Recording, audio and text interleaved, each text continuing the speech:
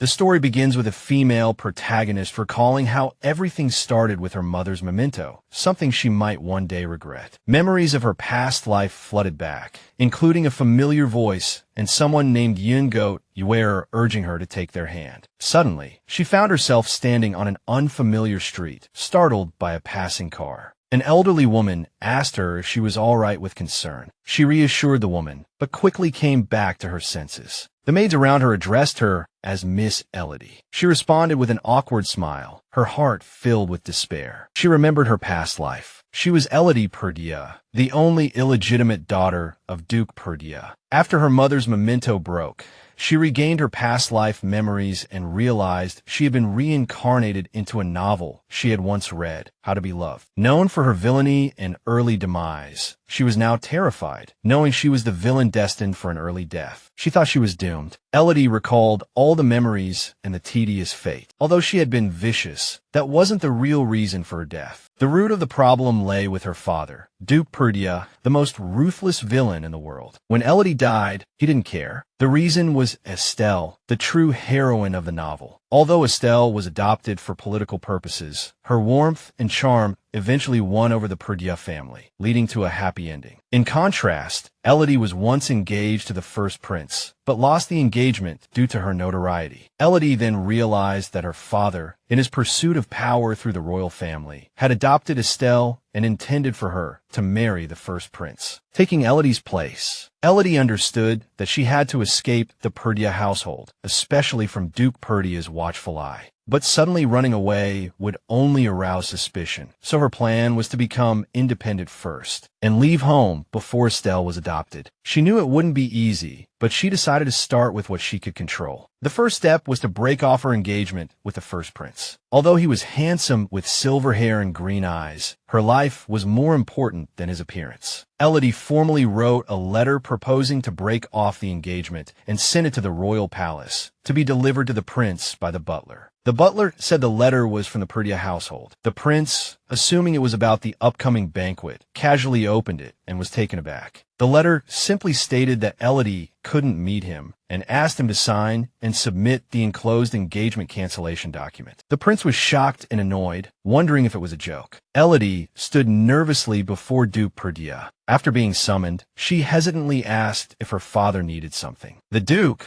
with a serious and indifferent expression, said something had happened. Elodie anxiously wondered if it was the recent conflict with the servants or the commotion at the banquet. The Duke, unusually attentive to her, directly asked what she was thinking. She quickly apologized and said she wouldn't do it again, but the Duke brought up the real issue, the letter she wrote to the first prince about breaking off the engagement. He revealed that the prince had already contacted him. Elodie tried to downplay it, saying it was no big deal, and started to justify her actions. The Duke interrupted her, saying that he could overlook her past antics, but this time was different. He reminded her that she was the one who had requested the engagement in the first place. Elodie nervously explained that since her father was against it, she thought it wouldn't matter if she broke it off. The Duke said things had changed. Although both he and the first prince disliked the engagement, Elodie was surprised to find that her attempt to break it off hadn't gone as planned. She had thought they would both agree and sign, but the prince had contacted the Duke first. When she asked if the engagement couldn't be broken off, the Duke firmly said no and then placed her under house arrest. Elodie accepted calmly and asked if her father had anything else to say. The Duke dismissed her and ordered her to reflect on her actions. As soon as she left the study, Elodie breathed a sigh of relief, her body trembling slightly with fear, but grateful the punishment wasn't more severe. She realized that breaking off the engagement wasn't as simple as she had imagined. The engagement, whether she liked it or not, was a formal agreement, and it had the support of both the Duke and the first prince. She couldn't just break it off. She cautioned herself not to be too hasty. She still had 3 years. Her goal remained independence, escaping the Perdia household. Long ago, the world faced destruction with the rise of the 7 deadly sins, led by the goddess of the underworld, Ereshkigal, who yearned to control heaven and earth. Just as the continent teetered on the brink of ruin, her sister, Ishtar, the goddess of heaven and earth, intervened. Ishtar bestowed her divine power upon 7 humans. These individuals successfully sealed the 7 deadly sins, becoming heroes celebrated by the world and established 7 powerful families. This is the origin legend of the Valencia Empire. Now, only 5 of these 7 families remain, including the royal family, among them the Perdía family, who inherited the power of destruction. Present day, Elodie encountered 2 young people, Yancy and Carlotta Perdía, both her relatives. Yancy, the heir to the Duke Perdía's estate, addressed Elodie as Lily. Elodie forced a smile, feeling uneasy seeing them after being reprimanded. Yancy asked if she was truly breaking off her engagement with the first prince. After Elodie confirmed, Carlotta sarcastically remarked that it was probably the prince who wanted to break it off, not her. Elodie felt a surge of anger. Carlotta, 2 years younger than her, dared to mock her. Still, she confirmed to Carlotta that she was the one who initiated the breakup. Yancy asked if her father had scolded her harshly, but Elodie simply said she was confined to the estate. Yancy seemed relieved, his demeanor softening. But Elodie remained wary. She knew Yancy possessed the terrifying power of annihilation, a calculating mind hidden beneath a gentle facade. She reminded herself not to be fooled by his appearance. Carlotta rudely suggested Elodie be confined forever, saying she was out of her mind, which irritated her. Yancy rebuked Carlotta, saying they were family and should get along. Carlotta retorted, questioning whether Elodie was even considered family. Yancy replied sarcastically, of course she was. Both Elodie and Carlotta were his dear younger siblings. Elodie thought to herself how Yancy could lie without changing his expression. Feigning politeness, she smiled, thanked Yancy, and said she was returning to the annex, pretending to be pleased to have seen them. Yancy bid her a warm farewell, watching her leave. Carlotta sneered, saying Elodie's demeanor disgusted him, and asked Yancy if she had been acting strange lately. Yancy agreed, admitting that Elodie had indeed changed. Elodie, meanwhile, reflected on her situation with a resolute mind. Yancy and Carlotta had awakened their powers since childhood, as they were direct descendants of the Perdía family. Elodie, however, had never displayed any abilities, which was why she wasn't considered a true Perdía.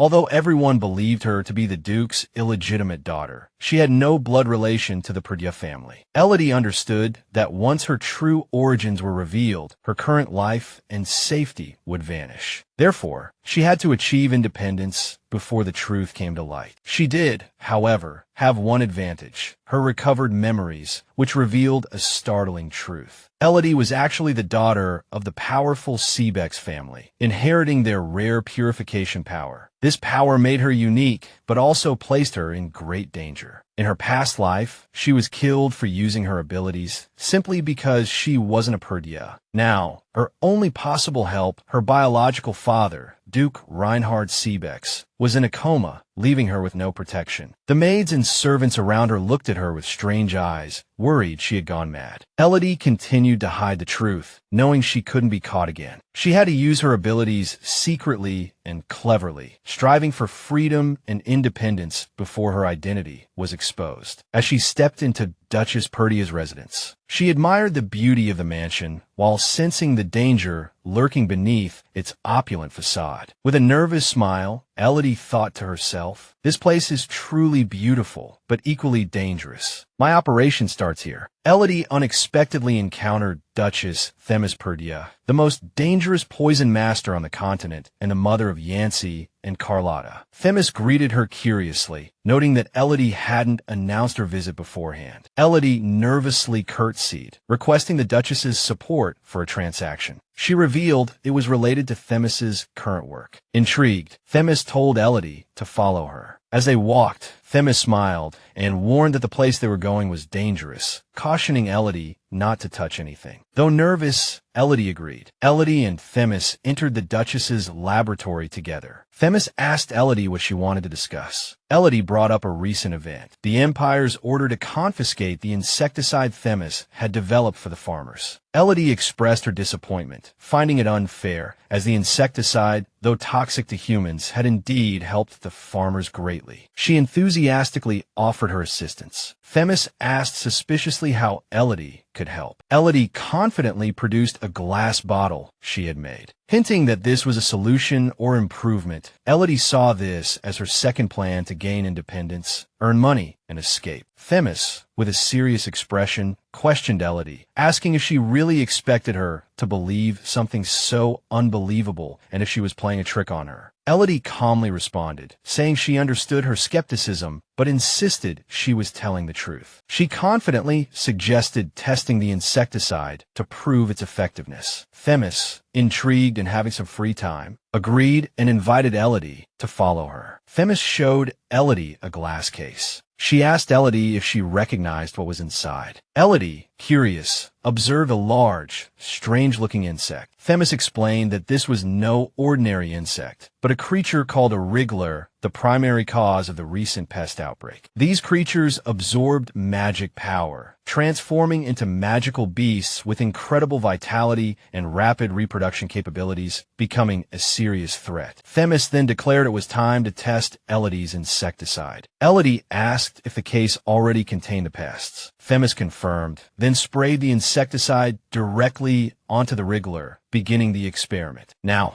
they would observe the results, seeing how the insecticide reacted when applied to the infested wriggler. Despite her previous confidence, Elodie felt a bit nervous as the experiment commenced. Inwardly, she silently rooted for the wriggler's survival. It wasn't just about human health, but her own financial future. When the experiment succeeded and the wriggler survived the insecticide, both she and Themis were surprised and delighted. Elodie excitedly grabbed Themis's hand in celebration, exclaiming that her insecticide worked. However, Themis looked at her with a stern gaze, making Elodie realize she had acted too familiarly. Embarrassed, she quickly apologized, nervously turning away, internally berating herself for being too excited. Themis, though surprised, was impressed with Elodie's success. She remarked that Elodie was a completely different person from the timid and fearful child she once was, now able to stand before her with confidence. Curious, Themis asked Elodie what reward she desired for her contribution. Elodie happily replied that she hoped to sell the insecticide under Themis's name, and in return, receive a portion of the profits. Themis asked why she didn't want to use her own name. Elodie explained that no one would believe her anyway, and she didn't want to attract unnecessary attention. In truth, Elodie's real intention was to quietly earn money and eventually leave unnoticed. Themis, seeing no harm in it, agreed and inquired how Elodie created the insecticide. Elodie hesitated, then claimed her powers had recently awakened, powers that could perhaps eliminate toxins. Though she acted casual, internally she corrected herself, knowing her ability wasn't elimination, but purification and healing. She recalled the original story, where Elodie ingested poison meant for Estelle, but survived due to her hidden healing abilities, ultimately revealing she wasn't a true Perdea. To avoid the danger of discovery, Elodie lied about her abilities, concealing the truth. Themis, likely sensing the underlying meaning, congratulated her and asked why she hid it. Elodie insisted, aware of her illegitimate status, that she didn't want to be misunderstood or seen as a threat to Themis's son. Touched by her words, Themis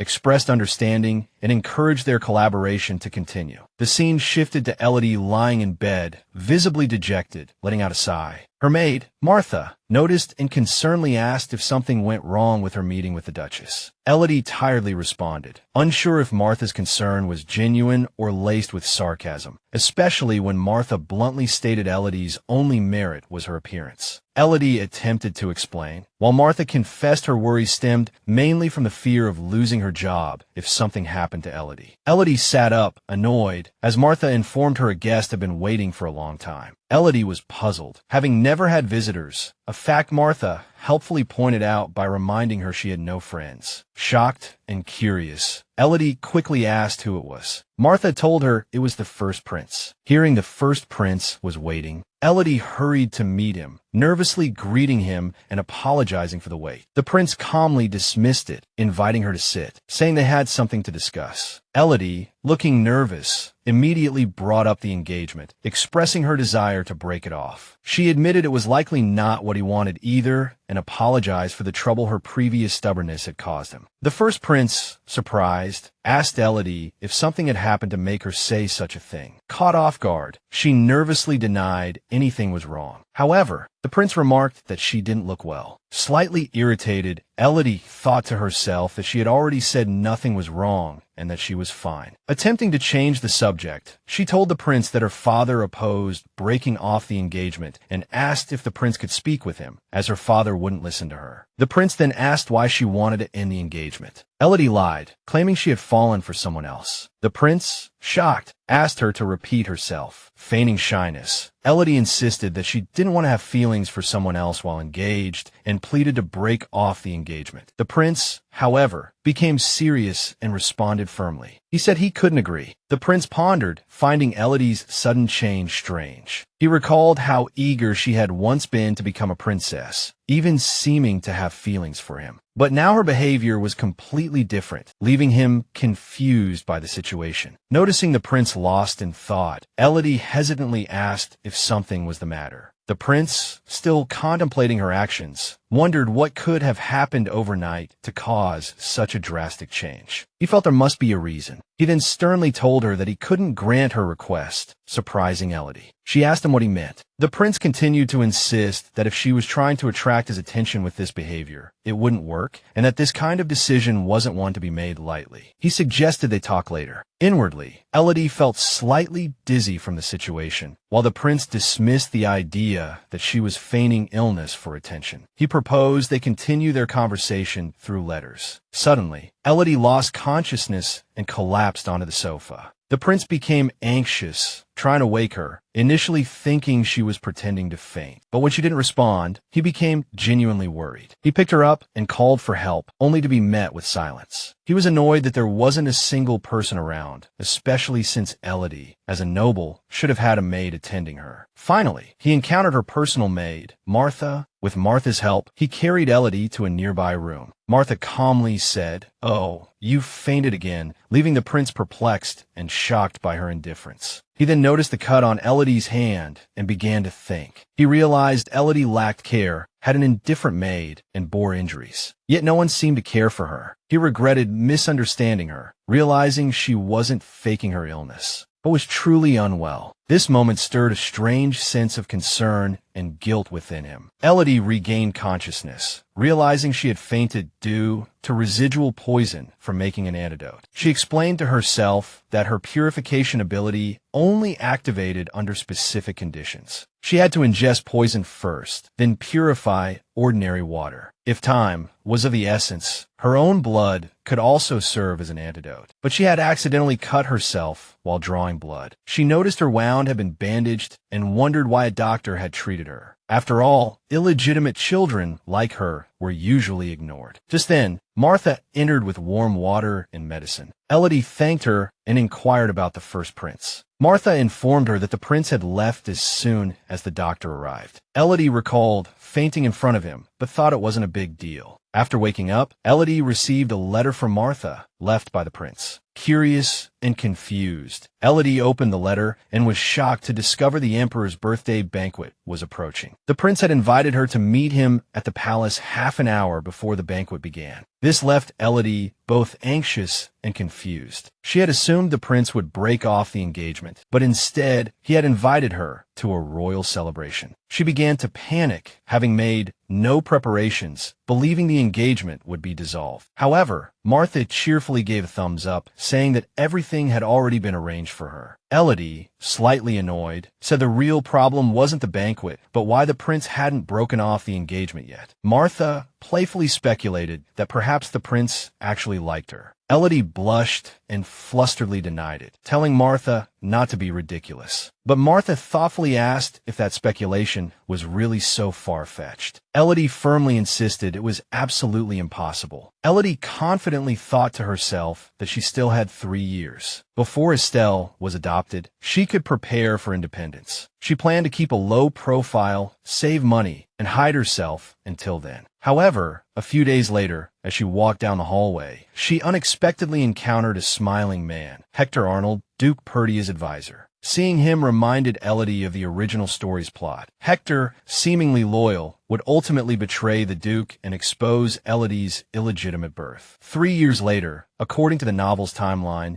Elodie would attempt to poison the heroine, Estelle, but the poison wine would be switched, leading Elodie to drink it herself. Though she would survive thanks to her purification powers, the incident would expose her true identity, leading to her abandonment and eventual death. And now, Hector Arnold, the key player in that betrayal, stood before her. He greeted her politely and inquired where she was headed. Elodie felt a surge of anger, remembering how, in the original story, Arnold would eventually betray Duke Perdia and switch allegiance to the second prince, due to Duke Perdia's support for the first prince's claim to the throne. Arnold's betrayal included the switched poison wine, intended to sever the first prince's ties with the Perdia family. Elodie wondered when Arnold had begun spying for the second prince, but since his betrayal wouldn't be revealed for another 3 years, she couldn't be certain yet. She marveled at how such a harmless face could commit such terrible acts, but reminded herself there was no need to antagonize him in this life, as she had no intention of poisoning anyone. Elodie casually told Arnold she was just taking a walk out of boredom, jokingly adding that even under punishment, she couldn't stay confined to her room forever. Arnold replied that the Duke likely wouldn't mind. Elodie thought to herself that Arnold's true betrayal would begin after she left the estate, and his current loyalty was of no concern to her. Feigning ignorance of his future betrayal felt uncomfortable. Arnold, noticing her pensive expression, began to fidget. Perceiving this, Elodie decided to set a small trap. She feigned naive concern, expressing worry that her father was still angry with her, hoping to elicit a reaction or information from Arnold. Elodie continued her plan. Feigning worry over her father's anger, she falsely confessed her intention to break off her engagement with the first prince because she had fallen in love with the second prince. Arnold was utterly shocked, almost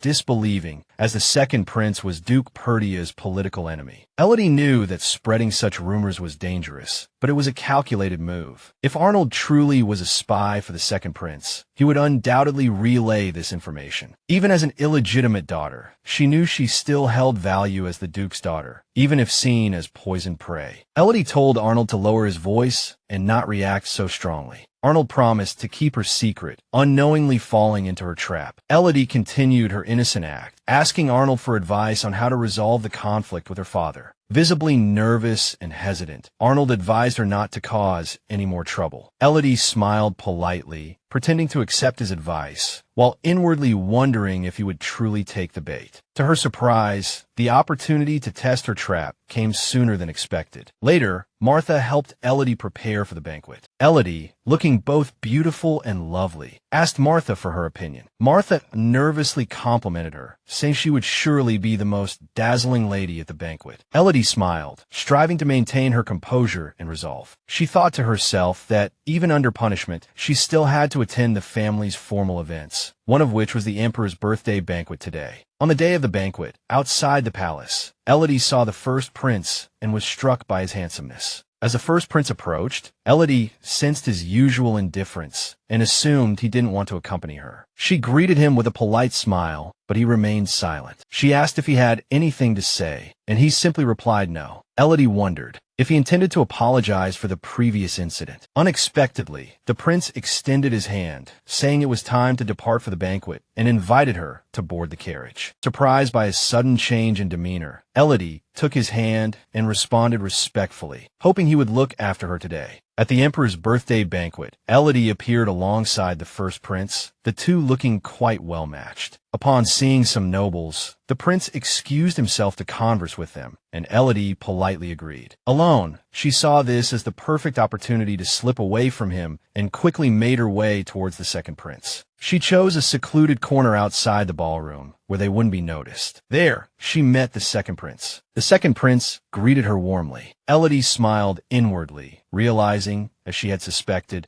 that Duke Perdia's advisor, Hector, had established contact with the second prince earlier than in the original story, while the first prince was still at the banquet. The first prince suddenly noticed Elodie's absence. Looking around, he saw her conversing and laughing with someone. It was the second prince, Beltran, who saw them together, filled with shock and anger. He questioned inwardly why the woman he secretly admired would smile at another man like that. He felt ashamed and betrayed, especially since she had mentioned liking someone. Could it truly have been him? His chagrin deepened, knowing Beltran's notorious reputation for scandals among the nobility. It was said that almost every young lady entering noble social circles had been subjected to his flirtations. Countless rumors circulated about him drunkenly appearing in the red light district and wandering the streets. In the first prince's eyes, Beltran was nothing but a wastrel, making Elodie's closeness to him all the more unbearable. The first prince prepared to confront Elodie, determined to stop her if her desire to break off the engagement was because of Beltran. He convinced himself that he wasn't acting out of jealousy, but rather to protect her from being deceived by someone as untrustworthy and disgraceful as Beltran. He told himself he was only intervening because he wasn't heartless. Yet, as he walked towards Elodie, he suddenly stopped, noticing someone else approaching her as well, an unexpected person. Meanwhile, Beltran was still talking to Elodie. He seemed thrilled, finally having a chance to speak with her properly, even suggesting they attend the opera together. Elodie responded politely with a smile, but inwardly, she felt disgusted and uncomfortable. She disliked being around him, finding his mannerisms unpleasant. When Beltran further suggested reserving an entire restaurant for dinner, Elodie grew even more irritated by his persistence, sarcastically thinking he should just dine alone and leave her in peace. She realized that Beltran's approach was likely prompted by Hector, confirming his betrayal. With the truth revealed, Beltran held no value for her, yet he continued to cling to her. This only fueled her annoyance. On the other hand, Beltran, blinded by his own wishful thinking, assumed Elodie must like him since she mentioned wanting to break off her engagement with the first prince. He even imagined how amusing it would be if Duke Perdieu and the first prince found out. Mistaking Elodie's coldness for shyness, he continued his attempts to charm her, even commenting on how his brother could leave such a beautiful fiancée unattended. He asked for Elodie's opinion, making her visibly uncomfortable. Beltran then attempted to invite her to dance, but they were suddenly interrupted by a stern voice calling Elodie's name. Elodie turned to see who it was, and to her shock, it was her father, Duke Perdieu. Beltran was equally surprised and confused by the Duke's sudden appearance. The Duke was clearly displeased and curtly ended their conversation, telling Beltran that he needed to speak with his daughter privately. He firmly instructed Elodie to come with him, taking her hand and leading her away. Elodie was shocked and nervous, finding the whole situation surreal, as her father had never approached her so directly in public before. She even pinched herself to make sure she wasn't dreaming, only to find it was all real. Once they were alone on the balcony, Elodie hesitantly asked her father if he had something to say to her. He simply called her name, increasing her anxiety. Then in a stern tone,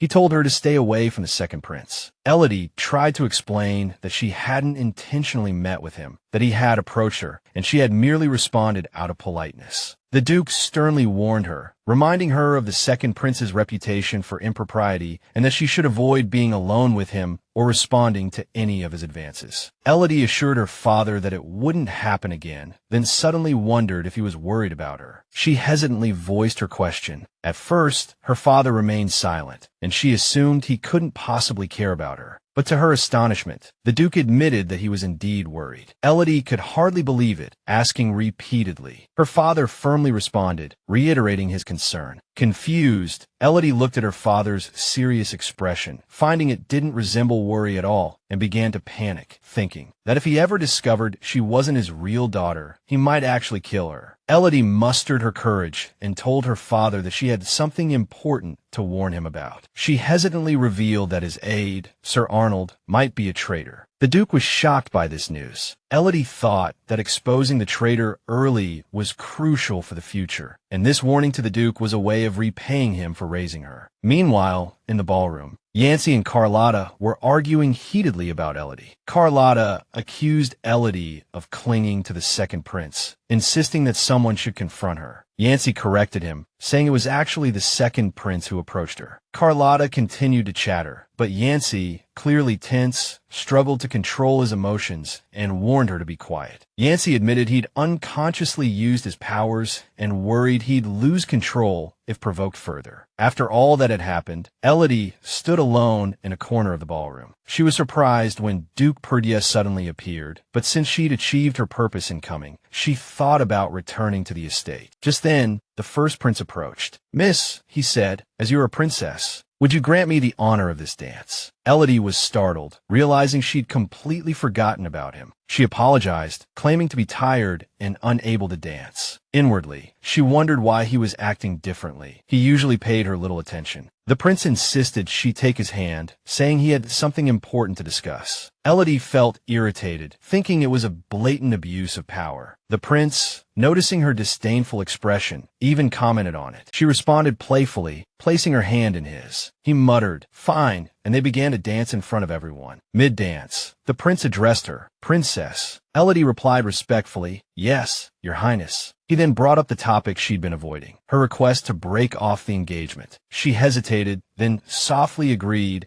wondering why he'd suddenly brought it up and starting to hope he would actually agree. To her surprise, he said it would be difficult to grant her request. Shocked, Elodie asked why. The prince bluntly stated the engagement was useful to him, and since she was the one asking to end it, he wouldn't allow it. Elodie was stunned, inwardly questioning what he meant by useful. The more she thought about it, the angrier she became, wondering how she could possibly be of use to him. Furious, she deliberately stepped on his foot during the dance. She ground her heel into his foot. The prince winced, but Elodie feigned an accident, sarcastically saying, "Oh dear, my fault. My dancing is terrible. Are you all right? Oh, you don't look injured at all." The prince glared at her, but Elodie didn't care. Later, back in her bed, Elodie realized 2 days had passed since the emperor's birthday banquet. She recalled the prince's words, still fuming over his claim that the engagement was useful. She admitted to stepping on his foot several more times after that. While the engagement had been a marriage of convenience, she now hoped he would be the one to break it off. After all, he would eventually fall in love with Estelle and beg her to end it. Just then, Elodie was startled by her maid, Martha, bursting into the room. Martha asked if she'd caused trouble again, especially since she was stammering. Elodie nervously denied it, but Martha insisted the Duchess wouldn't have summoned her otherwise. Elodie asked, surprised, if the Duchess had really called for her. Martha confirmed, adding that she'd been ordered to escort Elodie to the garden. Elodie recalled a childhood memory with Duchess Themis. She'd been sick with a fever, crying uncontrollably, with no one but the Duchess to care for her. But Themis had looked at her like an object, not a child. Now, going to meet Themis in the garden, Elodie felt apprehensive, perhaps because of those cold memories. Even though she had initiated contact with Themis, hoping to earn money, she still felt uneasy. As she searched for Themis, she noticed a beautiful flower and reached out to touch it, thinking how lovely it was. Suddenly, Themis appeared, warning her, "If you reach out any further, your entire arm will be severed." Elodie quickly withdrew her hand in fright. Themis explained the flower was called Heracalea, a man-eating flower that lured people in with its vibrant appearance and fragrance before devouring them. Elodie admitted she didn't know, and Themis said it was understandable, as it was a new species recently discovered on an uncharted island in the Dobie Kingdom. She then invited Elodie to sit and chat. Elodie, flustered, quickly agreed and sat down. Themis poured her some iced tea, which Elodie gratefully accepted. Thirsty, Elodie drained the glass in one gulp, leaving Themis momentarily speechless. Themis asked if she'd really finished it all. Elodie panicked inwardly, wondering if she shouldn't have drunk it. She'd only drunk it because Themis had offered, but now felt nervous being questioned, especially since Themis was known for her use of poison. Themis added that few people drank the tea she offered so casually. Elodie drained the tea in one fearless gulp, but her apprehension only intensified. A chilling thought crossed her mind. What if it's poisoned? The possibility that her true intentions might be discovered filled her with dread, fearing it would jeopardize her hard-won independence. To mask her anxiety, she offered a clumsy excuse, blaming the heat. Themis, however, bluntly retorted that her life was more important than the weather. Elodie then attempted to compliment the tea's aroma, only to be met with Themis's dry observation that the tea was, in fact, flavorless. Caught off guard, Elodie's forehead beaded with sweat as she scrambled for another excuse. In a flash of inspiration, she declared that she and Themis were excellent business partners. Nervously, she added that no one would poison their business partner, especially after the successful delivery of the antidote. Themis questioned her logic, but confirmed that she hadn't poisoned the tea, pointing out Elodie's deep-seated distrust of others. Themis explained that if she were to poison someone, she would never do it so blatantly as to avoid suspicion. She reminded Elodie that if she truly wanted to harm her, she could do so at any time. Though fear prickled her skin, Elodie nervously nodded in agreement. Themis then shifted the conversation to business, confirming that the antidote Elodie had developed had been approved and sales had begun, with the advance payment already transferred. She handed Elodie a pouch of money. money, informing her that the financial details were in the accompanying documents. A mixture of surprise and gratitude washed over Elodie. Just then, Themis made a new request. She wanted to purchase the formula for the antidote. Elodie hesitantly refused, stating it was a trade secret. Themis responded coldly, calling it a poor decision. She informed Elodie that she had a few other poison-related ailments and asked if Elodie could formulate antidotes for those as well. Elodie replied that it was possible, but the stronger the poison, the longer it would take. Inwardly, she shuddered. While she could purify toxins, the process of creating antidotes was agonizing. She had to ingest the poison herself, a prospect that filled her with terror. Hesitantly, Elodie brought up her previous request, hoping Themis would continue to keep their dealings a secret. She asked Themis if she would continue to honor that agreement. Themis looked at her intently and asked if Elodie was worried she would break her promise. Elodie quickly denied any distrust. Themis reassured her, stating that she always kept her word, emphasizing that they were partners. The word we caught Elodie off guard. She verbally agreed, acknowledging their partnership, but the term felt foreign, unlike anything she had experienced with the Perdias. Yet, it sparked a strange, new feeling within her. After her meeting with Themis, Elodie returned to her room and unexpectedly witnessed Duke Perdia punishing Sir Arnold. The Duke ordered his men to drag Arnold to the dungeons. Arnold pleaded for mercy, claiming he had always been loyal to Perdia and the Duke, insisting he had been wrongly accused. The Duke coldly interrupted him, stating he possessed irrefutable evidence of Arnold's secret correspondence with the Second Prince. Arnold attempted to deny it, calling it a conspiracy, claiming the Second Prince was trying to sow discord within the Perdia family. Elodie paused, silently observing the scene, a flicker of amusement crossing her mind. After her dealings with the Duchess, it seemed she was witnessing quite a lot. Arnold desperately begged for his life as the Duke prepared to draw his sword. Despite her fear of witnessing death, no matter how despicable the person, Elodie turned away, unable to watch. The scene brought her own uncertain fate to mind. As she was about to leave,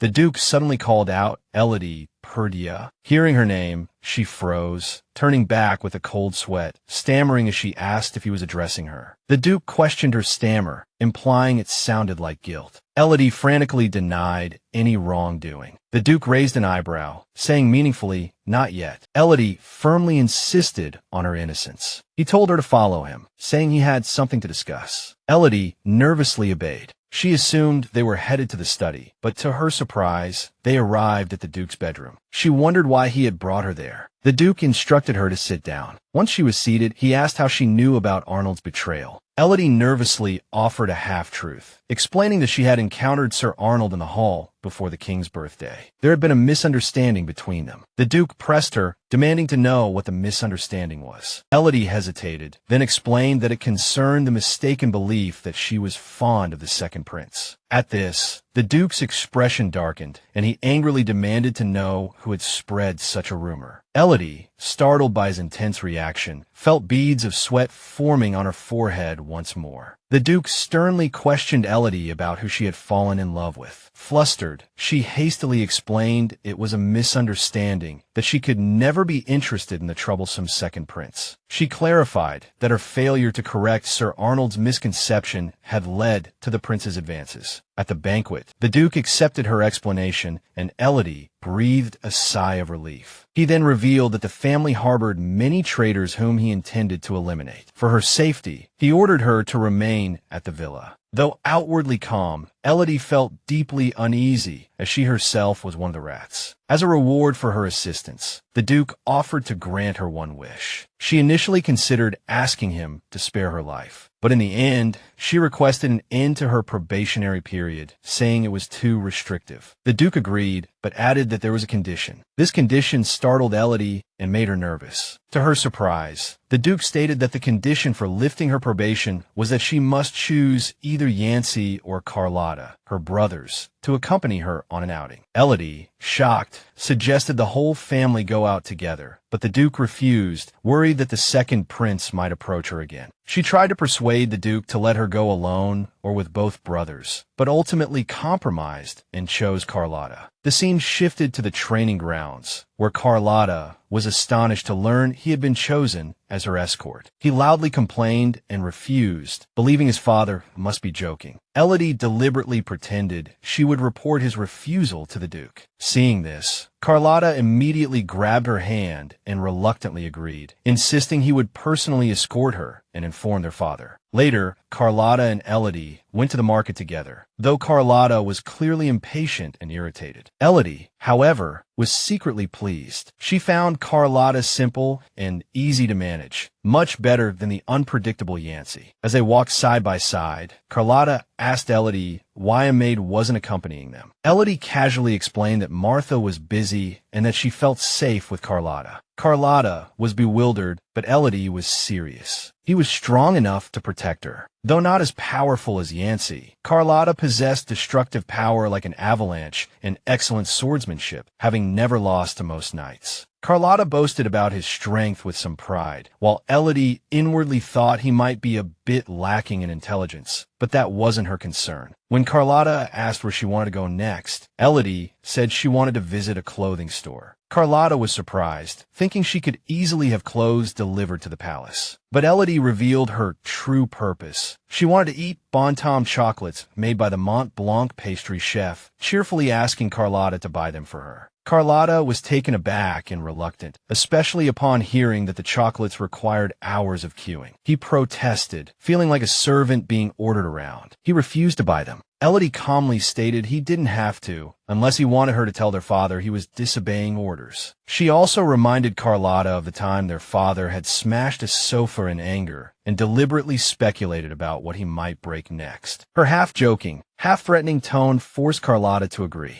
He reluctantly asked if it was just Bon Gang she wanted. Elodie, smiling, corrected him it was Bon Tom chocolates. She watched him leave with amusement, thinking how easy it was to manipulate him. Carlotta queued for nearly 2 hours. The surrounding girls whispered, surprised to see the Perdue family's second prince buying sweets, finding him cute and assuming he had a sweet tooth. Carlotta grew increasingly irritated as he waited, the girls beside him still whispering about how cute he was and speculating why a prince would personally queue. Their chatter amused them, but further annoyed Carlotta, his expression darkening. Finally, his turn came. The clerk greeted him warmly, asking what he would like. Carlotta awkwardly tried to say Bon Tom, clearly unfamiliar with the process. The clerk helped him with his order, and the girls beside him again exclaimed about his naive charm, planning to give him candy at the next banquet. Carlotta was both embarrassed and annoyed by the attention. Finally losing his patience, Carlotta ordered the clerk to send all the chocolates to the palace, requesting an entire box. The startled clerk quickly complied. After 2 hours in line, with the Bon Tom chocolate secured, Carlotta returned to the shop to find Elodie. He called out for her, but couldn't find her anywhere. The clerk nervously informed him that Elodie had left about 2 hours ago, leaving Carlotta surprised and worried. Meanwhile, Elodie was strolling outside, enjoying the pleasant weather. She suddenly remembered leaving her favorite umbrella in the changing room, but having finally shaken off Carlotta, she decided not to retrieve it. She knew Carlotta must have realized she was gone by now, but his pride would keep him from reporting her disappearance to the Duke immediately. A smug smile played on her lips. She planned to use just going to a nearby cafe as an excuse for her absence, as she, Elodie, filled with curiosity and a sense of urgency, stepped into the magic tower for the first time. Though tempted to look around, she reminded herself that time was limited and she had to complete her task quickly. She approached a nearby man and politely inquired about the possibility of investing in the tower's businesses. The man's initial casual demeanor transformed into one of enthusiastic deference the moment she mentioned investment. He quickly conjured a chair with magic and insisted Elodie sit, the sudden hospitality both surprising and slightly bewildering her. He offered her tea and began pitching various investment schemes, particularly a gold mine project currently popular among investors in the tower. Elodie remained composed. After listening to his suggestions, she stated her interest in a different approach called targeted investment, which involved directly investing in a specific mage. The man readily agreed and asked which mage she had in mind. Without hesitation, Elodie declared her intention to invest all her money in a mage named Irby. She firmly told the man she wanted to invest all 8,000 gold coins in Mage Irby. Despite the man's hesitation and attempts to steer her towards seemingly better options. Clearly believing her support of a mediocre mage was foolish, Elodie had her reasons. She knew the original story. According to the original plot, Irby was about to invent a remarkably successful magical tool, making this investment a guaranteed win. Finally, the man relented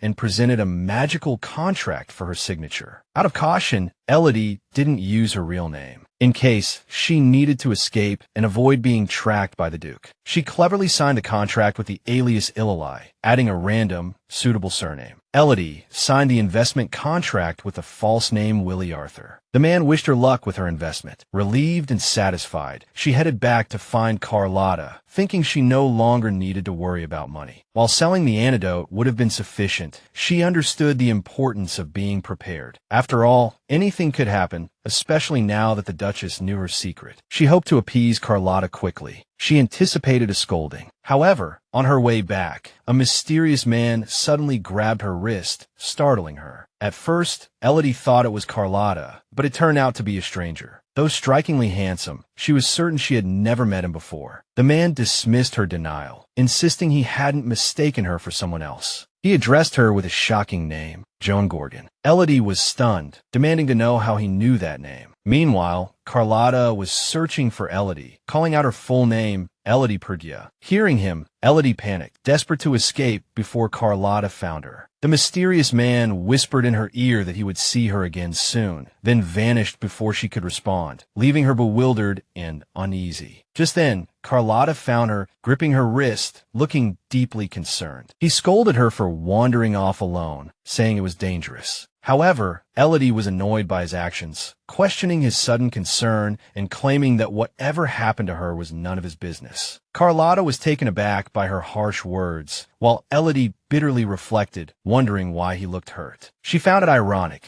considering it was Carlotta who wanted her gone. The scene shifted to a childhood memory of Elodie's. A group of maids gossiped cruelly behind her back, calling her disgusting and saying she couldn't even cry because she looked like her mother. They whispered about her being a bastard, the reason she wasn't truly considered Perdue. They mocked her lack of abilities, questioning how a true Perdue child could have no magical talent. Some feigned sympathy, but their words dripped with prejudice and malice. They also remarked that since Elodie's arrival, the household, especially her parents, had become colder and more distant. Meanwhile, a young Carlotta overheard these whispers, internalizing the gossip and blaming Elodie, the bastard, for the tension in the family. He thought that it was because Elodie was a bastard that his parents' relationship was strained and the family was unhappy. These thoughts planted seeds of resentment in Carlotta's heart, leading to his coldness and detachment towards Elodie from a young age. Back in the childhood memory, a young Carlotta aggressively confronted a young Elodie, who, confused and hurt, asked him why he treated her that way. The maids tried to stop Carlotta, saying he shouldn't be there and should return to the main house. But Carlotta, lost in his rage, hurled insults at Elodie, calling her a filthy bastard. Elodie, innocent and confused, replied that she bathed every day. But Carlotta continued to roar, calling her a dirty bastard and blaming her for the discord between their parents. He yelled that someone like her didn't belong in this family and demanded she leave. Elodie stood there, deeply hurt and shocked by his words. Back in the present, Elodie recalled Carlotta's recent behavior. She told herself that Carlotta didn't truly care about her. If he was only acting this way because of their father, then there was no need to worry. She promised herself she wouldn't cause any trouble. Carlotta was speechless. Elodie thought that although she had believed things had improved between them, the pain of her childhood still lingered. However, she forced herself to stop dwelling on it and turned her attention to the mysterious black-haired, red-eyed man, the one who knew about her past life. She firmly told Carlotta to return with her, and afterward, they went back to the palace.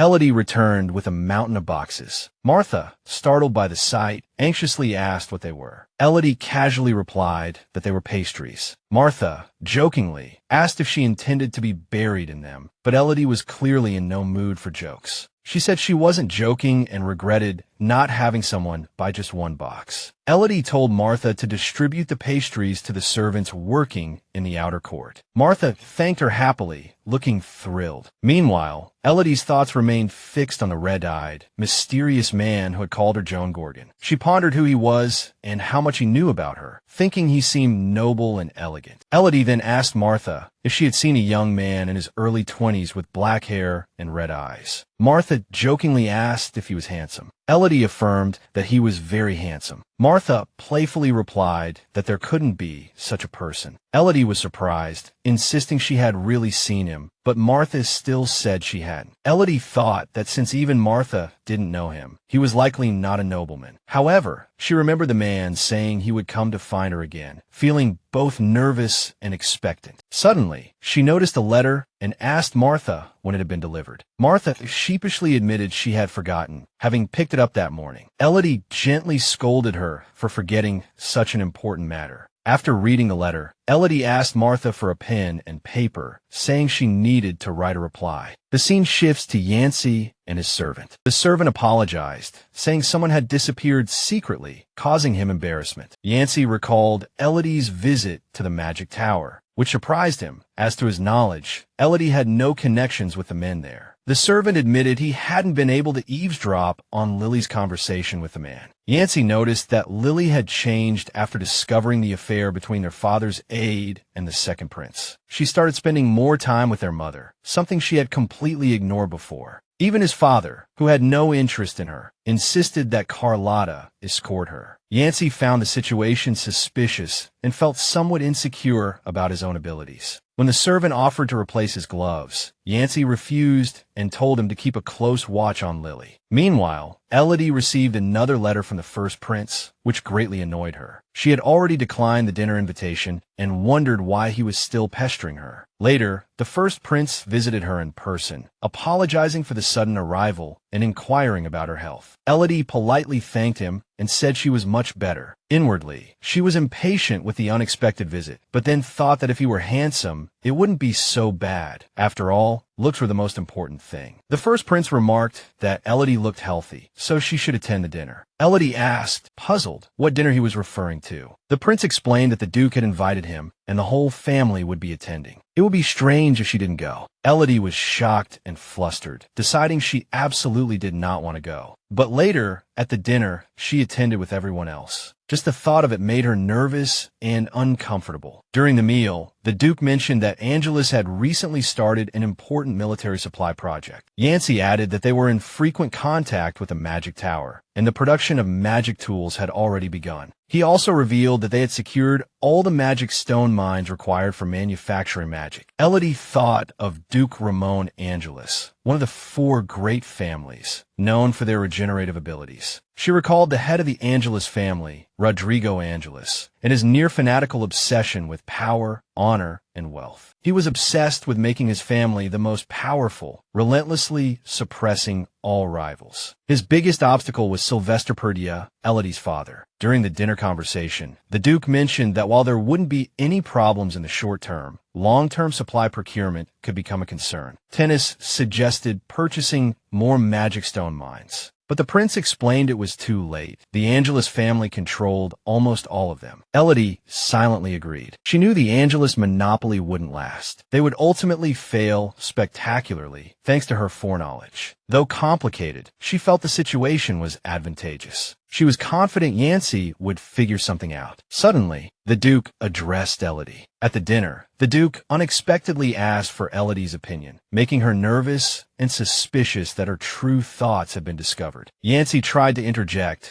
saying the question was too difficult for Elodie, but the Duke sternly cut him off, insisting on Elodie's answer. Elodie saw this as an opportunity to gain favor and decided to answer seriously, even if it meant contradicting Yancey. As the atmosphere grew tense, the prince attempted to intervene on Elodie's behalf, but she confidently presented her idea. She argued that while the Angelus family had bought and monopolized all the magic stone mines in the empire, doing so must have placed a heavy financial burden on them. Therefore, they could use a similar monopoly strategy to turn the tables. Carlotta responded to Elodie's suggestion, stating that most of the magic stone mines were already under the Angelus family's control. So, acquiring them now was pointless. He suggested they instead monopolize the key raw materials for all other military supplies, since the Angelus family had just entered the military supply industry and shouldn't have grasped the supply of these materials yet. As time went on, when the Angelus family started production,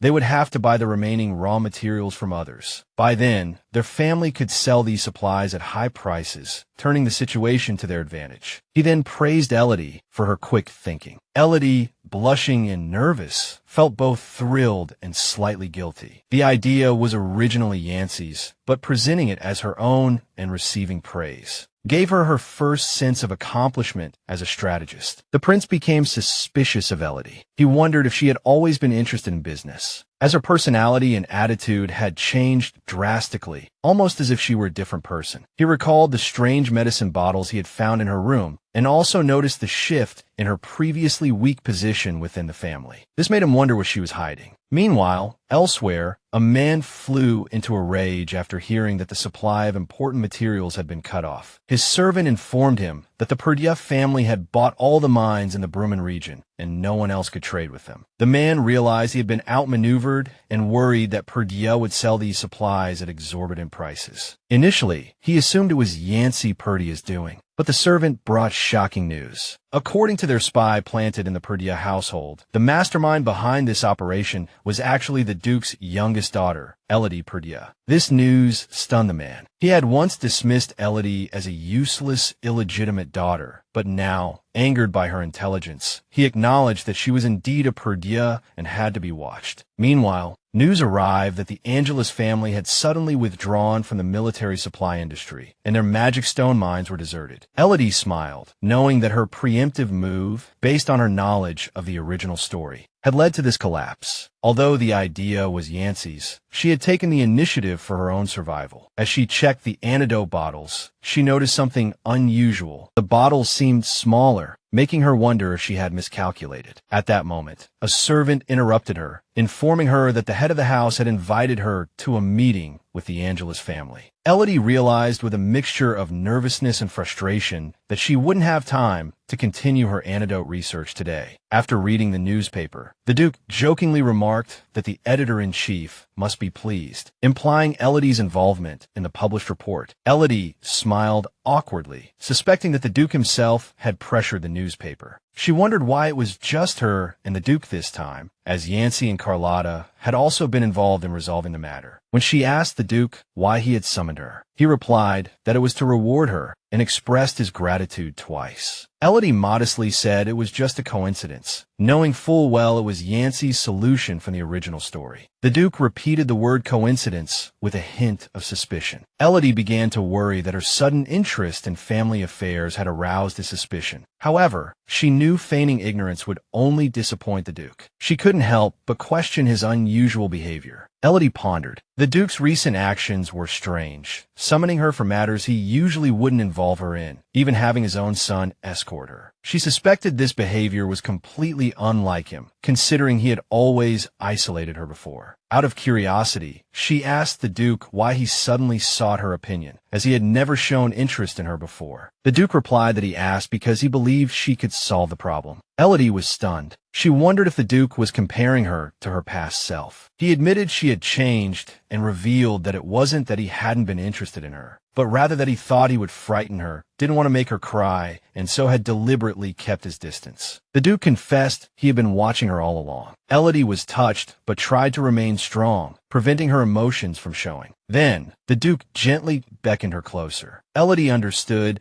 that if the Duke ever discovered she wasn't even his illegitimate daughter, he might kill her without hesitation. Even so, she yearned for a moment of affection and decided to summon the courage to ask for something she had always longed for. When the Duke tenderly asked her what she wanted, she hesitantly requested a word of praise. The Duke placed his hand on her head affectionately and softly said, "Well done." Elodie was deeply moved. On her way back to her room from the Duke's office, Elodie ran into Carlotta. Seeing her emerge from their father's office, Carlotta suspiciously asked her what she was doing there. Elodie ignored him and walked straight past. Carlotta, offended, angrily grabbed her arm and demanded to know if she was treating him like air. Elodie winced in pain, told him he was hurting her, and then pulled away. Carlotta was surprised to see her crying. He assumed their father had punished her again and asked what she had done wrong this time. But Elodie remained silent, angered by Carlotta's constant misunderstandings. Elodie coldly retorted, reminding Carlotta that she had already told him her tears were none of his business and that he should just ignore her as usual. Carlotta, flustered by her words, feigned concern, saying he wasn't worried about her, but rather that if someone saw her like that, it would bring shame to the family. He added, if strange rumors spread because of her, could she take responsibility? Elodie was confused by his words, unsure what he was talking about. Carlotta, still angry, warned her not to run around or cause trouble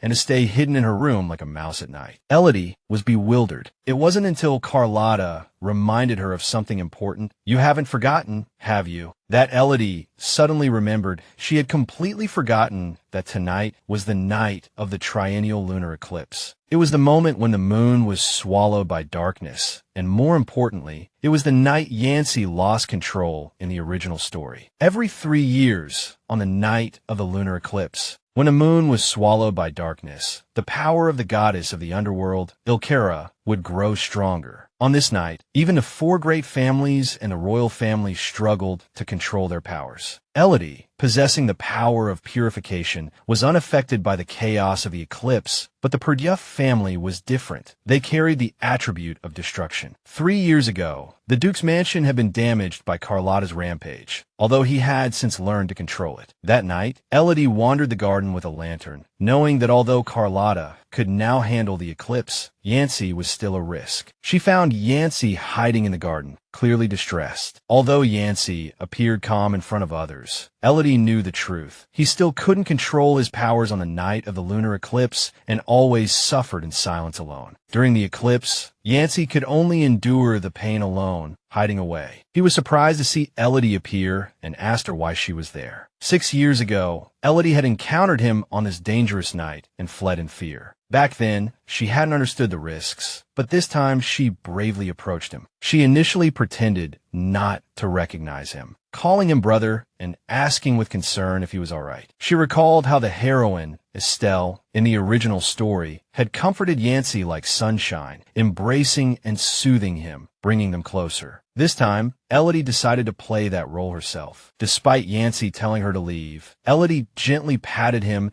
and comforted him with soft words, saying, everything will be all right. Comforted by Elodie, Yancy gradually felt relieved but still told her to leave. Elodie gently replied that she would leave once he felt better. In her mind, she wondered how much longer she would have to comfort him. Suddenly, Yancy called her name. Elodie was startled, feigning composure and asking if he was okay. When he asked what had happened, she lied, saying she had just been passing by and found him collapsed on the ground. Yancy asked if that was all, and Elodie was surprised he didn't remember anything. Once she was certain, Elodie began to doubt whether her presence truly made a difference. Perhaps only the original heroine, Estelle, could genuinely soothe Yancy. Despite her concern for him, after confirming he was all right, she politely excused herself. As Elodie turned to leave, Yancy quietly recalled that 6 years ago, the person who stayed by his side was also her. Even then, Elodie had been there for him. The next day, at the Perdieff estate, everything seemed to have returned to normal after the lunar eclipse. The servants were back at their posts, and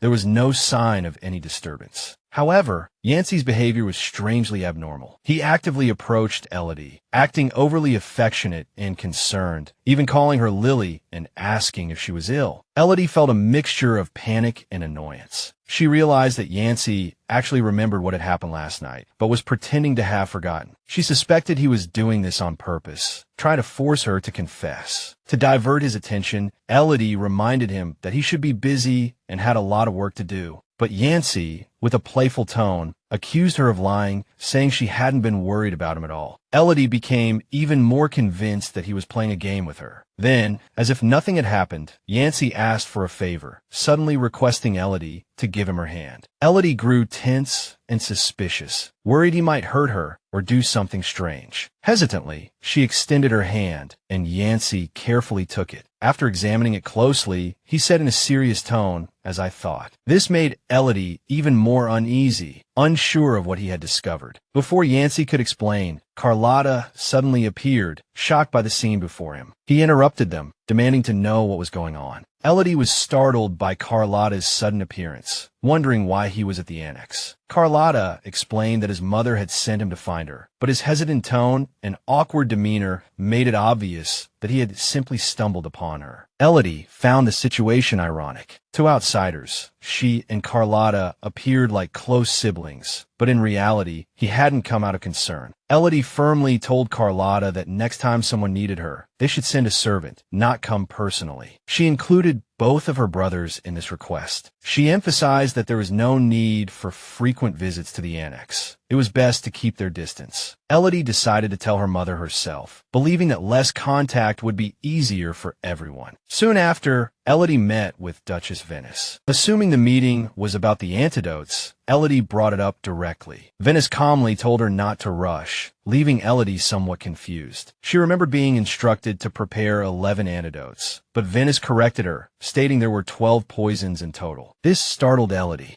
Elodie hesitantly admitted that one of the poisons was missing. Venice speculated that a maid might have taken it accidentally while cleaning, and Elodie went along with it. She apologized somewhat uncertainly for her negligence, but Venice consoled her in a cold tone. Venice said that no one would dare steal poison from the Perdue family. If someone had taken it by mistake or tried to sell it on the black market, the Duchess's calm, yet threatening words made Elodie nervous and afraid. Although Venice's expression was gentle and elegant, her words sent a chill down Elodie's spine. She instructed Elodie to send the name of the missing poison through a maid, and Elodie agreed, promising to send the antidote along with it. Once everything was prepared, Elodie breathed a sigh of relief, feeling fortunate to have escaped punishment despite losing a dangerous poison. Then, Venice suddenly brought up the fact that Carlotta and Yancey had been visiting Elodie frequently. Elodie nearly choked on her tea, quickly composing herself and nervously assuring Venice that it was nothing serious, attempting to end the awkward conversation. Elodie insisted that she would try to avoid the two boys in the future and would only see Carlotta when necessary. She hurriedly curtsied and left the room. Venice watched her go, thinking it best to wait and see for now. The scene shifted to the first prince's office, where a servant reported a shocking discovery. One of the poisons prepared by Duchess Venice Perdue was missing. The first prince demanded details, and the servant explained that the poison was extremely lethal. A single drop could instantly destroy a person's respiratory system, causing death within seconds of ingestion. The first prince was stunned by this dangerous news. After dismissing the servant, he recalled noticing a suspicious medicine when he visited the princess, but he never imagined it was a deadly poison. Now understanding the truth, he began to wonder, why would the princess keep such a lethal substance carelessly by her side? He even began to suspect that the Duchess intended to harm the princess, but such a method seemed too reckless. A terrifying thought crossed his mind. Perhaps a more sinister plot is unfolding. Meanwhile, Elodie and Carlotta are riding in a carriage together. Carlotta complains that escorting Elodie made him miss his training. Elodie sarcastically replies that next time she'll just ask Yancey to accompany her. She suddenly threatens Carlotta, even mentioning telling their father, which makes Carlotta nervous and begs her not to involve their father. Carlotta then asks where they are going, saying he needs to track her whereabouts because she's always elusive. Elodie teases him, pretending not to care, and Carlotta insists he won't secretly follow her, despite clearly lying. He finally mentions their destination is Little Mata, but before they arrive, the carriage is suddenly attacked. Elodie is slightly injured from the impact, and Carlotta immediately draws his sword, warning her not to leave the carriage. Elodie hears the terrifying clash of swords outside, panics, covers her ears, and trembles all over, completely overwhelmed by the sudden chaos. Elodie had planned to use the visit to Little Mata as a pretense, pretending to check the magic tools with Carlotta, but actually intending to secretly investigate the tower. But she didn't expect the carriage to be suddenly attacked. After the chaos subsided, silence fell. Elodie nervously wonders if the fight is over and if Carlotta is safe. Unable to stay in the carriage any longer, she gets out and sees Carlotta. Carlotta is exhausted but still fighting off the attackers. To her shock, an enemy tries to attack Carlotta from behind, and Elodie cries out his name in alarm. She throws a vial of poison she carries with her. The vial hits the attacker, who immediately collapses from the poison, saving Carlotta just in time. The remaining attackers are also disoriented by the poison. Elodie rushes to Carlotta's side and asks if he can stand. Carlotta weakly says he can't move. Elodie is thankful that she brought a harmless but potent poison. Though not lethal, the strong smell is enough to buy them time. Elodie helps the injured Carlotta up and supports him towards the horses. She also teases him, questioning the pride of a direct descendant of the Perdieff family, asking how he almost got defeated. Carlotta explains that his abilities were suppressed by a magic tool, though he suggests Elodie escape alone. She angrily refuses, saying she will die if he dies, and urges him to get on the horse. Carlotta finally agrees. They escape on horseback together, but the attackers quickly catch up. Elodie is panicked to find that the poison's effects are wearing off faster than expected. She regrets not practicing horseback riding more, fearing she will die meaninglessly. As they flee, the horse suddenly stops at the edge of a cliff, trapping them. The attackers catch up, declaring they have nowhere to run and prepare to kill them. Elodie wishes she had some destructive power at this moment. Meanwhile, Carlotta dismounts and draws a sword to fight. During the fierce battle, an attacker throws a sword at Elodie. Carlotta yells for her to dodge, and Elodie avoids the attack in fright. But she retreats to the edge of the cliff and starts to lose her balance. As she's about to fall, Carlotta rushes towards her in panic, calling her name. At that moment, Elodie suddenly recalls a painful childhood memory, a young Carlotta cruelly telling her she was a dirty bastard who didn't belong. Back in the present, Carlotta reaches out with tears in his eyes, but Elodie doesn't take his hand and begins to fall. Carlotta is devastated. He questions why Elodie wouldn't reach out, wondering if she would rather die than accept his help, and if she truly hated him that much. Meanwhile, as Elodie falls, she fears she is about to die, feeling that all her efforts to survive have been in vain. Just when she thinks it's all over, a mysterious man catches and saves her. Elodie opens her eyes and recognizes him as someone from her past. The man tells her to relax, saying he has something important to tell her. At the palace, Carlotta confesses to the Duke that Elodie's fall was his fault. He reports that Elodie fell near the cliff on the way to Little Mata. The Duke orders the knights and guards to search thoroughly for her, and demands to be informed immediately. Carlotta insists on joining the search, but his mother, Duchess Venice, and his brother, Yancey, blame him for failing his escort duty. Duchess Venice tells him to stop and get treated. Despite his protests, the Duke firmly tells Carlotta that the search needs healthy men, and he must heal first before returning. Carlotta reluctantly agrees. That night, Elodie wakes up in an abandoned warehouse, groggy and aching all over, realizing she survived the fall from the cliff. She recalled the mysterious man who had saved her from falling, wondering why he had helped her. She suspected he must be connected to her past somehow, though she couldn't place him or his motives. Grateful as she was, she knew she couldn't stay there. She decided to return to the Duke's estate. Just as she prepared to leave, the man reappeared. Both Elodie and the man froze, surprised by the unexpected reunion. Elodie hesitated, sensing he had something to say. He gently offered to treat her wounds. Wary but also in need, Elodie agreed. He seemed trustworthy enough for the moment, so she sat down as he carefully tended to her injuries. When he said he needed to tear her sleeve to better treat her wounds, she nodded her consent. Curious, Elodie asked if he was a mage. He denied it. She then guessed if he was from one of the 4 great families, which he also denied, piquing her curiosity about his true identity. Elodie noticed his striking good looks. Blushing, she politely asked his name, hoping to address him properly. The man introduced himself as Ryan. She paused, the name vaguely familiar, but quickly masked her reaction. She asked why he had called her Ingo before. Ryan explained he often dreamt of another world, where she was called Ingo. Shocked and confused, Elodie couldn't believe he recognized her from a dream. Ryan confirmed he knew she was the person from his dreams the moment he saw her. Suspicious, but sensing no threat, Elodie wondered if Ryan was even his real name. She hadn't heard it in the original story. Yet, she felt he wasn't lying. nor did he seem threatening. She decided to focus on understanding her current situation before questioning his intentions. Elodie asked Ryan where they were. He told her it was his home. She then asked if anyone else had been present when she fell from the cliff. Ryan said he didn't know the specifics of what happened on the cliff, but mentioned the Purdyas were conducting a large-scale search. Elodie was stunned, incredulous. She had assumed her family would be glad to be rid of her, considering she was seen as a burden and a disgrace. The fact they were searching for her was confusing and unsettling. Despite this, she no longer wanted to run away from home. Elodie then asked how long it had been since she fell. Ryan told her about half a day. She realized she had been unconscious longer than she thought. Anxiety creeping in, she asked Ryan to help her return to the Duke's estate. The scene shifted to the Purdya Palace. The Duke was having a serious conversation with Yancey. Under the cover of night, the Duke asked Yancey if he had discovered who was behind the attack. Yancey reported the investigation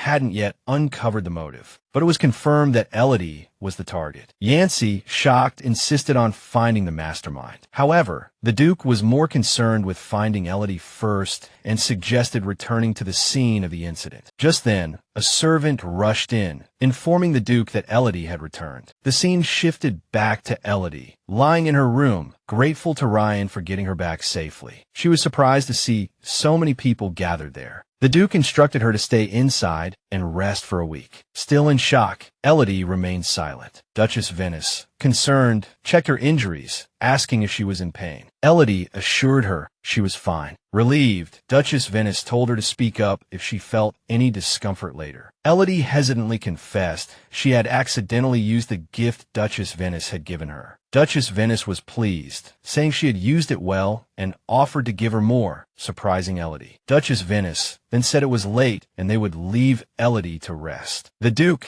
also advising her to rest well, left with Duchess Venice. Finally alone, except for one person, Carlotta, Elodie breathed a sigh of relief. Exhausted, she asked him if he had something to say, urging him to be quick about it. She noted that although Carlotta had looked gravely injured, he had clearly been well treated. Carlotta, emotional, demanded to know why Elodie had let go of his hand during the incident. Did she really want to die? Exhausted, Elodie sarcastically asked if he was upset she hadn't died. Carlotta insisted that wasn't the case, but she was too tired to argue. Suddenly, Carlotta embraced her, leaving Elodie completely stunned. He told her he had been truly worried about her. Shocked, Elodie questioned his actions, unsure if it was guilt or another way to torment her. But Carl, filled with emotion, offered a sincere apology, admitting that everything was his fault and that he had been blind to things he shouldn't have ignored. Elodie was taken aback. This wasn't like Carl at all. With tears in his eyes, he confessed to calling her a bastard and constantly arguing with her. He was sure she must hate him for the way he treated her. Surprised, Elodie reminded him that she had never said anything of the sort. She did, however, remember him telling her not to touch Carlo because she was dirty. Suddenly, Carl pulled her into a tight embrace, apologizing profusely and insisting she wasn't dirty at all. Elodie blushed, awkwardly replying that she understood. Then, Carl made a shocking declaration. He said he would spend the rest of his life as her guard, even proclaiming that from now on, he was her dog. Elodie was utterly stunned and bewildered by his sudden, dramatic confession.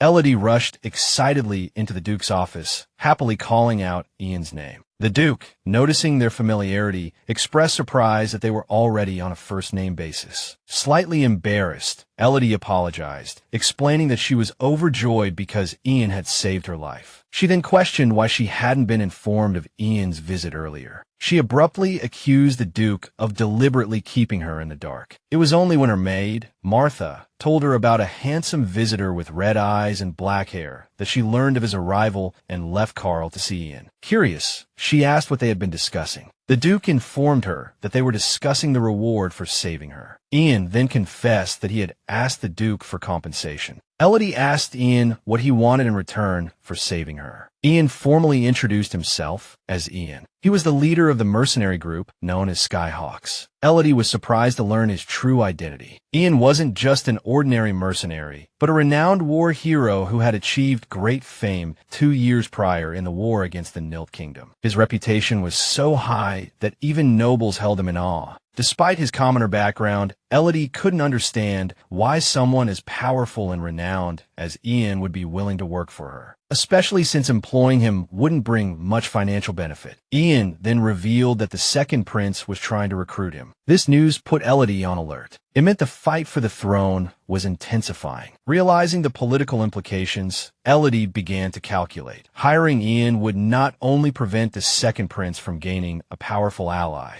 but also allow her to replace Carl with Ian as her guard, something she had been considering. Moreover, having someone as influential and unpredictable as Ian by her side could prove beneficial in the long run. Considering these advantages, Elodie began to see Ian's proposal not as a burden, but as a valuable opportunity. Elodie excitedly agreed to hire Ian, but the Duke immediately objected, questioning whether Elodie truly trusted Ian, warning that his rescue might have ulterior motives, and he might even be in league with the assassins. Elodie defended Ian, arguing that having the powerful leader of the Skyhawks mercenary group as an ally of Perdia would strengthen the first prince's influence. The Duke hesitated for a moment before finally agreeing, but insisted on formally signing the contract the next morning. Elodie enjoyed a rare moment of peaceful afternoon tea in the garden. She reflected on why she hadn't realized sooner that Ian and the man she knew as Ian were the same person, their names being so similar. She wondered why Ian wanted to stay by her side, but was also relieved that she wouldn't have to search for him anymore. However, she decided to continue observing him to determine if he was truly trustworthy. Just then, her tranquility was broken by Carl and Yancey, who called out her name as they approached. Elodie sighed in mild exasperation, lamenting that her brief moment of peace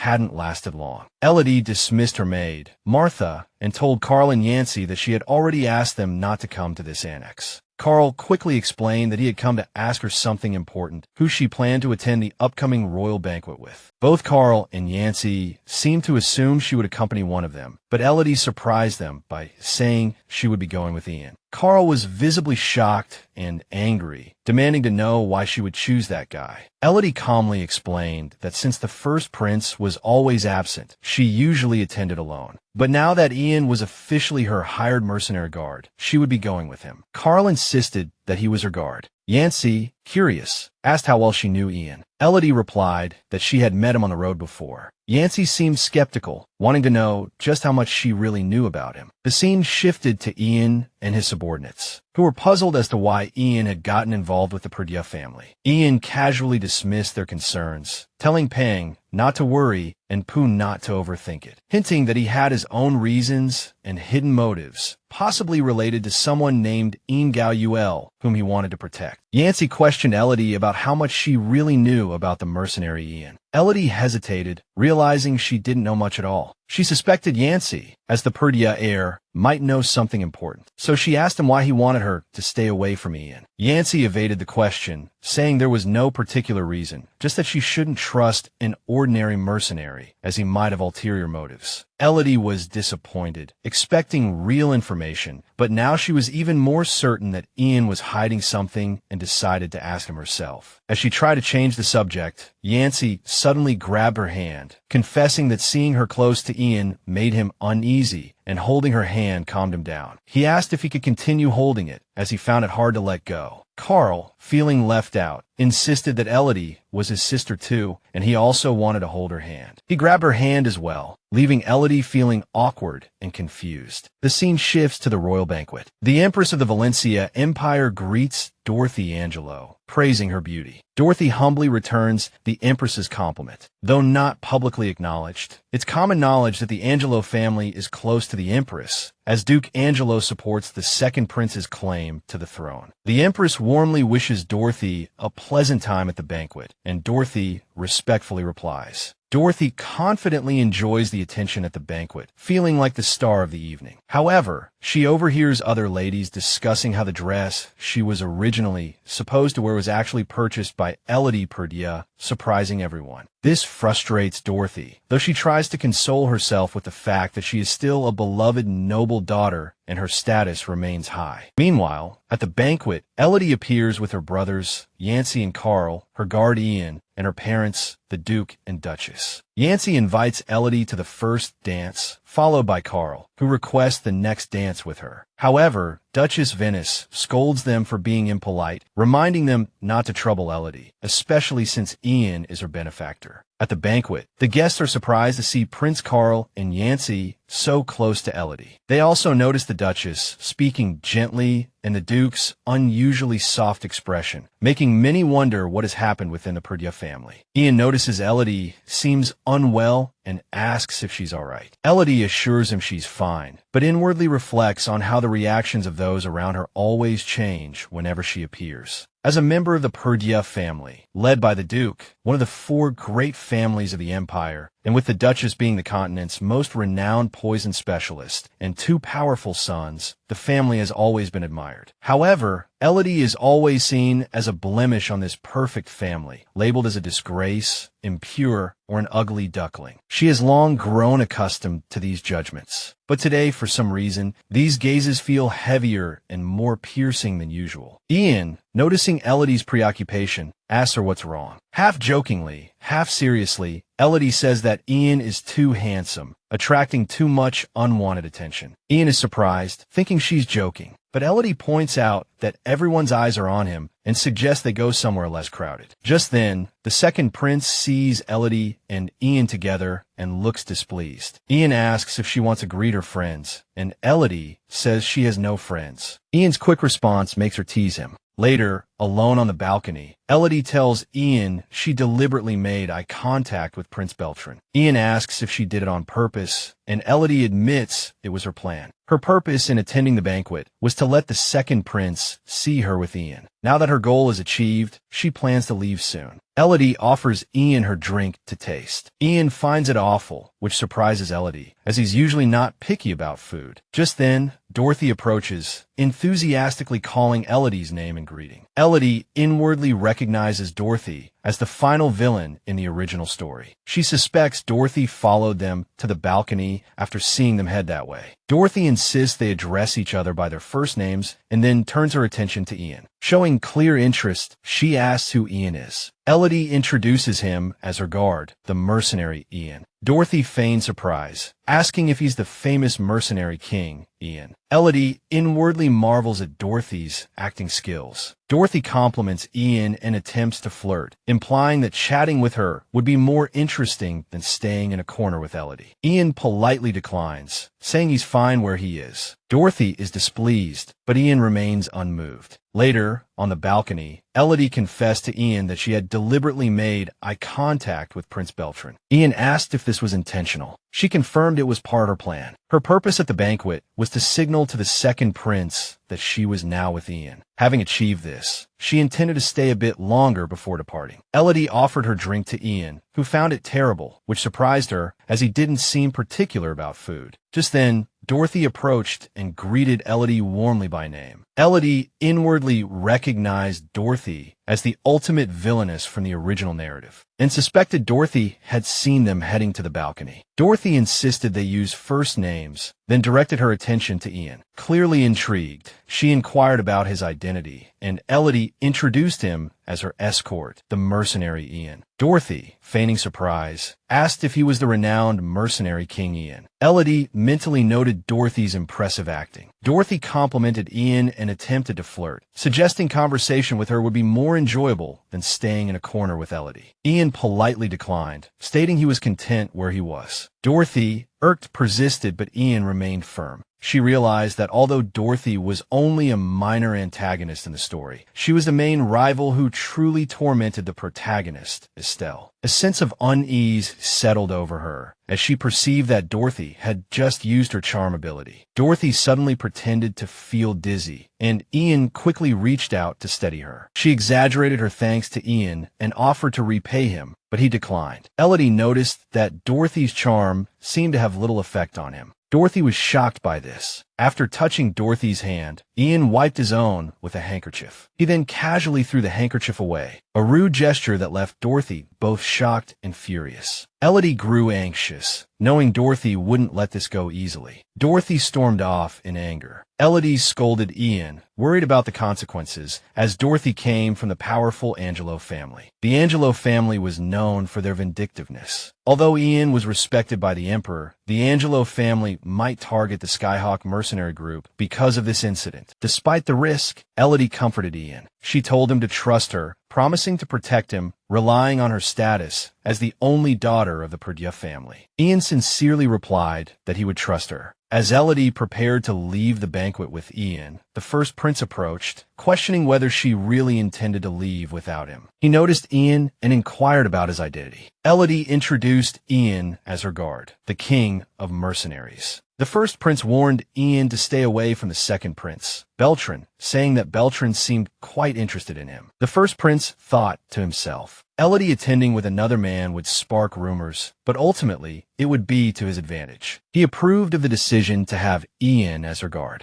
Elodie firmly stated that they were leaving. The first prince recalled a time when Elodie had mentioned liking someone, and he asked her if that person was Ian. She boldly replied that it didn't matter who it was. The first prince coldly stated that he only cared about the Perdue family's reputation, and regardless of her feelings, he wouldn't break off their engagement. Meanwhile, Dorothy angrily confided in her mother, furious that Ian, as Elodie's guard, had been so rude to her. When she revealed that Ian was the famous leader of the Skyhawk mercenary group, her mother's shock turned to greater fury. She couldn't believe a mere mercenary dared to humiliate her daughter. Dorothy, utterly mortified, burst into tears, claiming she couldn't breathe from the shame. Her mother furiously vowed that she wouldn't let this matter rest. Dorothy raged in her room, furiously shouting Elodie's name, roaring that Elodie was nothing but an unloved, illegitimate daughter, with no right to steal her spotlight and reduce her to a supporting role. Dorothy, who had always been the center of social circles, was now utterly humiliated and couldn't accept being overshadowed. Her mother, Dulcinea Angelo, the Duchess Angelo, entered the room and asked what had happened at the banquet. Dorothy cried and threw herself into her mother's arms. Dulcinea mentioned that the butler had told her Dorothy had been upset since the banquet. She then spoke in a calm yet threatening tone, saying that if a dog bites someone, the owner is responsible, clearly hinting at revenge against Elodie. Dorothy softly called out to her mother. Dulcinea angrily declared that Elodie was good for nothing and couldn't do anything right. A few days later, Dulcinea and Dorothy visited Duchess Venice. Venice, surprised by their sudden visit, asked why they hadn't notified her beforehand. Dulcinea forced a polite smile and replied that she had sent several notifications but hadn't received a reply, suggesting that perhaps Venice was too busy. Venice coldly responded that unimportant letters were handled by the butler, and she wasn't busy, implying that Dulcinea's letter wasn't worth her personal attention. This further displeased Dulcinea, but she suppressed her anger. She commented that Venice hadn't changed a bit. Venice retorted sarcastically that Dulcinea seemed quite busy lately. Inwardly, Dulcinea compared herself to Duke Perdue, finding him powerful and ageless, and wondered how the Duchess maintained her youth. Venice coldly stated that marriage wasn't a reason to give up on one's appearance, abruptly insulting Dulcinea. Embarrassed, Dorothy quickly changed the subject, saying that she and her mother had come to hear Elodie's apology in person, and asked if she would be late. Dulcinea added with displeasure that it was rude of Elodie to keep guests waiting. Elodie appeared, politely apologizing for her lateness, respectfully greeting Duchess Angelo, and explaining that she had been preparing and would have been ready sooner had she known they were coming. She understood that the Duchess was likely angry about Ian's behavior at the banquet and felt she had inadvertently caused more trouble for her stepmother, Venice. Venice handed Elodie a cup of tea. Elodie hesitantly agreed, addressing her as mother, though she had been taught to do so in public. Due to their distant relationship, it always felt awkward. She couldn't help but wonder if her presence was making Duchess Venice uncomfortable. However, she reassured herself that she was merely following etiquette and there shouldn't be a problem. Elodie acknowledged Dorothy's complaint, which stated that Elodie's guard had been rude to her at the royal banquet. Dorothy explained that when she felt dizzy and asked the guard for assistance. He wiped his hands and then threw the handkerchief away, which she found offensive. Elodie recalled the incident and admitted that her guard had indeed wiped his hands, but explained that it was because they were dirty. She understood why Dorothy might have misunderstood. Dorothy demanded an apology, and Elodie calmly replied, "I'm sorry," taking Dorothy by surprise. She hadn't expected such a ready concession. Elodie apologized to Dorothy on behalf of her guard, explaining it was a misunderstanding. This shocked both Dorothy and her mother, Dulcinea. They hadn't expected Elodie to apologize. Though still surprised, Dorothy accepted the apology. Duchess Venice then asked if they would like to join her for tea. Dulcinea, worried about potential poison, declined. Duchess Venice jokingly asked if Dulcinea was afraid the tea was poisoned. Elodie defended the tea, saying it had an excellent flavor and aroma, and that her mother had brewed it herself. Dulcinea sighed, remarking that Elodie really was like her mother. Elodie thought to herself, others might see her as a bastard child, mocking the Duchess for having to accept her as a daughter. She felt Dulcinea must be very unhappy. Duchess Venice reassured Dulcinea, saying they were indeed alike because Elodie was her daughter. Afterwards, Elodie was relieved that the matter was over, but Duchess Venice remarked that they were leaving too quickly, as if something was wrong. Elodie laughed nervously, saying they were probably intimidated by Duchess Venice's reputation and apologized for causing trouble. Duchess Venice reassured her it was all right. Elodie imagined Duchess Venice flying into a rage, but quickly realized she wasn't angry at all. Duchess Venice handed Elodie a bottle, saying she had concocted it when she was bored and found it amusing, urging Elodie to drink it soon. Elodie worried about whether it was poisoned, nervously wondering if it was safe. Duchess Venice reassured her it wasn't lethal, but mentioned that neither of them would be leaving for a while. Because of that, Elodie finally understood what had happened and, frightened, quickly praised Duchess Venice as the continent's most skilled poison user, thanking her profusely for the antidote. Then she hurriedly left. Duchess Venice watched her go, finding her trembling like a frightened puppy quite endearing. Because her father's first wife was known for her use of poison, Elodie was particularly nervous. Duchess Venice recalled her recent interactions with Elodie, realizing she had changed. Before, she had always kept her distance, ignoring Elodie's actions, but now Elodie would approach her, greet her, and even bring her own concocted antidotes. Duchess Venice found it surprising that Elodie now smiled slyly. While she used to find it annoying when Elodie called her mother, it didn't sound so bad anymore. Meanwhile, Dorothy and her mother, Dulcinea, returned to their palace. Dorothy felt frustrated, feeling like she had accomplished nothing and had even gotten some strange pollen on her. She complained, especially since Elodie was still mocking her. Dulcinea was dismissive, calling Elodie a bastard and advising Dorothy not to be too angry. Dorothy then returned to her room. Dulcinea then realized that the guest her husband, Jude, was receiving might be important, so she went over. Jude initially welcomed her, but was quickly startled by her appearance, asking what was wrong with her face. Dulcinea thought he was complimenting her, blushed, and wondered if she had become more beautiful. Jude frantically told her to look in the mirror. Dulcinea, nervous, couldn't understand his reaction. Just then, Dorothy rushed in, panicked, her face covered in spots, screaming about the horrible marks on her skin. Dulcinea then realized something was wrong with her own face and screamed. The next morning, the newspapers reported that Dorothy Angelo, once the flower of society, had shut herself in her room, sparking speculation about what had happened to her. Elodie smiled slightly when she saw the news, thinking Dorothy had brought this upon herself, especially since the report stated that no traces of poison were found, further highlighting the Duchess's skill. Suddenly, something crashed into Elodie's window. She went to the balcony to check and found Carl sitting in the tree. She asked him, surprised, what was going on. Carl asked if he could come in. Elodie objected, reminding him that she had told him not to come because it was dangerous. Carl assured her he wouldn't disturb her, just wanted to stay by her side, which made Elodie feel a little awkward. She reluctantly agreed, telling him to leave after he finished his meal. While Carl was eating, he asked Elodie why she wasn't joining him. She replied that she was fine and encouraged him to eat more. Carl curiously asked why there wasn't anyone else in the annex. Elodie explained that it was because no one wanted to deal with a bad-tempered, illegitimate daughter, referring to herself. Although there were servants, They all tried to avoid her, and only Martha could move freely. Carl then excitedly changed the subject, bringing up the person they had captured last time. He said that under his father's orders, he and his brother were investigating and found traces of magical poisoning in the captured person's body. Elodie pondered the magical poisoning Carl had discovered, realizing that although magicians were usually unaffected, ordinary people could suffer if exposed to magic for a long time. This made her think of the magic towers, especially since the attack happened near the southern magic tower. She suspected that this wasn't a random attack, nor was it aimed at Carl, but rather someone was specifically targeting her. Elodie considered who would benefit from her death and became determined to uncover the truth. However, the magic towers in the east, west, south, and north regions operated independently, making the investigation more complex. She decided to start her investigation when she went to the Western Magic Tower. In preparation for her upcoming business, Elodie headed to the Western Magic Tower, accompanied by her guard, Ian. In the carriage, Ian asked her where they were going, and Elodie replied that their destination was the Western Magic Tower. Elodie observed Ian, thinking that he was the mercenary king, the legendary hero who had once saved her life. He was also the only person who knew her biggest secret. Being known, she didn't feel nervous or threatened, but surprisingly at ease around him, because in this often cold and heartless world, being truly understood made her feel grounded. Elodie then changed the subject, asking Ian if his mercenary group took on missing person cases. Ian confirmed that they sometimes did. She then asked him if he had ever heard of someone named Adistur, but Ian said he hadn't. Elodie thought that if Ian, like her, had been reincarnated from the same book world, he would definitely know Esther, an important character in the original story. Elodie asked Ian to help find a girl named Esther, describing her as having brown hair and blue eyes, a year or two older than herself. Ian asked if that was all the information she had, and Elodie admitted that it was. She recalled that Esther might have been in an orphanage, but the original story didn't specify the location, so she hadn't been able to search properly before. Soon, Ian told her they had arrived at their destination, the Western Magic Tower, Samia Branch. Elodie decided to let the mercenaries handle the search for Esther while she focused on the matter at hand. Upon entering the tower, a staff member greeted her and asked if he could help. Elodie told him she was there to invest. While he began to explain the investment plans, she declined and handed him a bag of money, stating she wanted to add all the funds to her previous investment in the Western Magic Tower. The staff member used magic to process Elodie's investment and confirmed the contract. He was shocked when he saw the name Lily Arthur. Elodie calmly confirmed her identity and quickly left, before he could ask any further questions. Elodie thought as she walked away how convenient magic was. Everything could be resolved instantly without any hassle. After finishing her business, she decided to wander around the tower and noticed Ian talking to someone, which caught her attention. She asked Ian if he knew the person, and Ian said no, just a stranger looking for someone. Elodie asked who the person was looking for, and Ian replied that they were looking for Lily Arthur. Elodie was shocked to realize that someone was now actively searching for her. Suddenly, someone recognized Elodie as Lily Arthur and shouted that they had found her. Startled, Elodie clung to Ian. Ian quickly asked her what to do, and Elodie, covered in a cold sweat, wondered if she could still escape. At that moment, a large group of attackers surrounded them, and the atmosphere became tense. Ian drew his sword, stating that he could kill them all if necessary. But Elodie tried to remain calm and told him there was no need for violence. Just then, the staff member from earlier rushed over, apologizing for the previous rudeness, and respectfully asked Elodie to come with them, saying that the Tower Master wanted to see her. Hearing that the Tower Master wanted to see her, Elodie became nervous. She didn't understand his interest in her, and his serious expression made her uneasy. Inwardly, she reminded herself of her powerful background. As the daughter of the formidable Duke Perdia,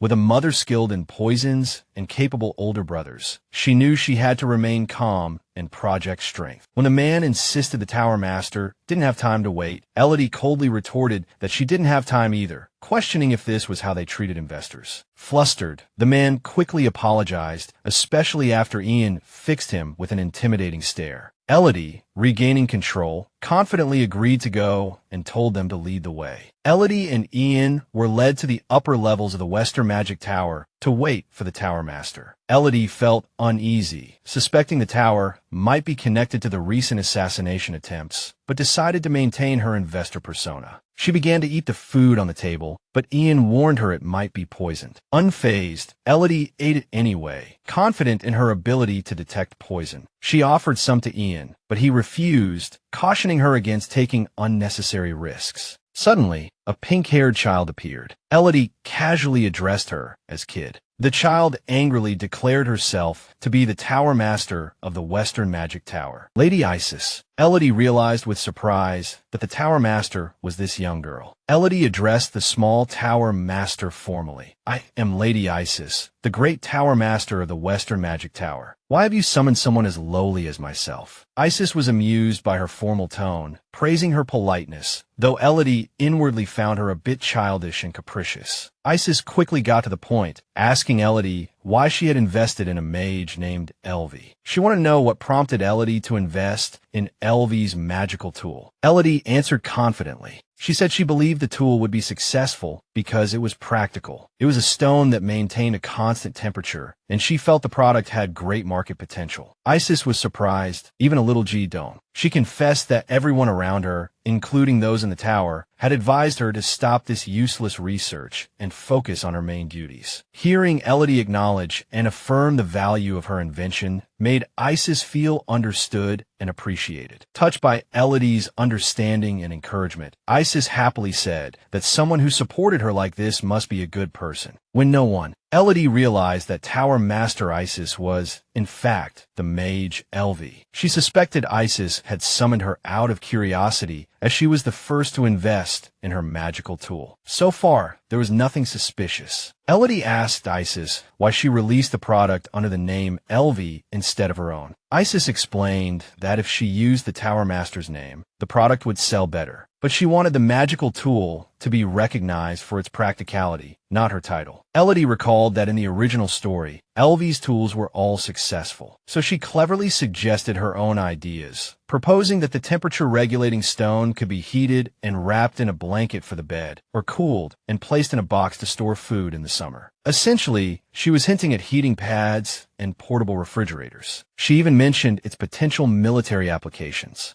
Isis was amazed by Elodie's creativity and immediately offered her a position as her assistant. Impressed by her ideas and her ability to recognize her worth, Elodie simply smiled and declined, saying it would be too much trouble. Isis promised to treat her well if she became her assistant, but Elodie jokingly said her dream was to live a life of leisure. Isis then requested that Elodie at least occasionally offer suggestions for her magical tools. Elodie agreed, thinking it would give her early access to investment information, which was a good opportunity. As a token of their friendship, Isis took out a glowing magic stone, proudly declaring it her latest invention. Elodie curiously asked if she could touch it. Isis excitedly explained that the stone was created to defeat Sylvester Perdua, Elodie's father and the powerful head of the Perdua family. Elodie broke out in a sweat, nervously asking Isis why she wanted to target him. Isis, assuming Elodie was simply intimidated by her genius, remained completely unaware of Elodie's true identity. Elodie, trying to remain calm, asked again why the Duke was her target, wondering if there was some grudge between them. Isis confessed that she intensely disliked Sylvester Perdua and wanted to take something from him. Elodie was surprised, as this wasn't mentioned in the original story. She knew her youthful appearance is actually a magical constraint suppressing her immense power. She also reveals another reason for approaching Elodie. Her name is strikingly similar to someone Isis once knew, Arcadia. Elodie is stunned to learn that Arcadia is her mother, and that her real name is Elodie Perdua. Isis, shocked and emotional, explains that Arcadia was her benefactor, the woman who saved her life, and the person she's been searching for. Lost in thought, Elodie realizes she has almost no memories of her mother. Even before regaining her past life memories, she'd never met her. And even after, she still knew nothing about her birth mother. This makes sense, she thinks. The original story focused on Esther. Elodie was just a minor antagonist. Her background, including her mother, was never important. She recalls asking about her mother as a child. The servants told her that her mother abandoned her, using Elodie as an excuse to take a large sum of money and disappear. Her mother hadn't sent her to her father's family, the Sevilles, but to the powerful Perdue family. Elodie finds this strange and mysterious. Based on what she'd heard, her mother wasn't the benefactor Isis described. After her explanation, Isis looks at Elodie and remarks on her resemblance to Arcadia. Elodie's surprised reaction makes Isis realize that Elodie doesn't even know what her mother looks like. She tells Elodie to visit her again later. Although she can't do it now, Isis promises to use a magical memory-reproducing tool to show Elodie her mother's face, giving her a chance to uncover a part of her hidden past. Elodie recalls how Isis consistently called her Lily Arthur, seemingly avoiding the Perdue name. This makes her wonder if there was some conflict between her mother and father. Her emotions begin to overwhelm her. She's unsure if it's resentment over being abandoned or a deep longing for her mother. She thought she'd come to terms with it, but the topic stirs her feelings, bringing her close to tears. Despite this, she's grateful for Isis's offer to show her mother's memories. Just then, Yancey appears, calling her Lily and saying he's there to take her back. Elodie is shocked to see him and notices he smiles more when he's angry, suggesting something has displeased him greatly. He coldly tells Ian that Elodie is going back with him and that Ian can leave. Elodie realizes the Duke must know about her visit to the tower. She'd hoped it would go unnoticed, but now it seems she'll be summoned to his office for questioning. Before leaving, she calmly bids Ian farewell. Ian softly replies, addressing her as Miss Elodie. In the Duke's office, he questions Elodie about the recent commotion at the Magic Tower and whether she met with the Tower Master, Isis. Elodie nervously admits to meeting Isis, but insists they didn't discuss much. The Duke presses for details, assuring her he won't be angry. Elodie hesitantly reveals that, besides her investment and the matter of her mother, Isis spoke very negatively about Sylvester Perdue, calling him a scoundrel who toys with women and abandons them when he's bored. She described him as a despicable and shameless man. The Duke's expression darkens, and he asks if there's anything else. Elodie nervously adds that Isis also mentioned creating a secret magical tool specifically designed to defeat her father. The Duke again asks if there's anything else. Elodie adds that Isis mentioned something she desperately wanted. Only then does the Duke reveal that Isis's target is the Perdue family heirloom, the Nouny. Elodie is shocked to hear that Isis is after the historic Perdue heirloom, thinking it incredibly audacious. The Duke calmly tells her it's not something she needs to worry about, but for her safety, he advises her to stay away from Isis. Elodie agrees. Then, the Duke abruptly tells her it's time to move into the main residence. He says the paperwork is simple and insists she move in, promising to prepare a room for her himself. Elodie is taken aback, incredulously asking if he's really going to prepare a room for her. The Duke admits he's been indecisive, which is why it's taken so long, but now too much time has passed. Elodie reflects on the Duke's sudden change in attitude, finding it odd and wondering if it's due to her recent behavioral changes, especially since the Duke had once seemed determined to reveal her illegitimate status. Elodie recalled a painful moment when the maids had spitefully gossiped about her, saying they'd seen her gazing longingly at the main residence. They assumed she yearned to live there, mocking her illegitimacy and saying she should be grateful for the annex, know her place, and pity the Duchess for having to tolerate her. They also taunted Elodie about her mother, claiming she had only gotten pregnant to secure her future, conceiving after just one night and then disappearing. Recalling this, Elodie realized that while her relationships within the Duke's household had seemingly improved, she still hadn't been truly accepted. She felt like a perpetual outsider. So when the Duke offered her a move to the main residence, Elodie politely refused. She believed that once the truth of her birth came to light, she would be discarded without hesitation, because she never truly belonged. As Martha was helping Elodie get ready, Carl suddenly appeared, cheerfully calling her name. Elodie, somewhat impatiently, reminded him that she had told him numerous times not to come to the annex. Carl asked if she was going out again today, and Elodie, already dressed, pointed out that wasn't it obvious. Carl then produced a fashionable accessory popular among young ladies, asking her opinion. Elodie, suspecting he had a girlfriend, nonetheless said it was pretty. To her surprise, Carl cheerfully offered it to her. Elodie, puzzled, asked why he would give it to her, but accepted it without much thought. Carl said it was normal for siblings to exchange gifts, But before Elodie could properly respond, he was gone, leaving her standing there dumbfounded. She was still wondering when he had slipped away when Martha nonchalantly said she hadn't noticed either. Elodie inwardly grumbled about Carl's presumptuousness. Later, in the carriage, she sighed that living in the annex was tolerable, but living in the main residence would definitely be more annoying. Ian commented that she seemed to be going out often lately and asked if she had something going on. Elodie replied that there was an annoying Annette cat at home, referring to Carl, who was always following her. Ian asked if she disliked cats, and Elodie said she actually liked cats, but this one was too bothersome and should learn to be independent. Soon after, Ian informed her they had arrived at their destination.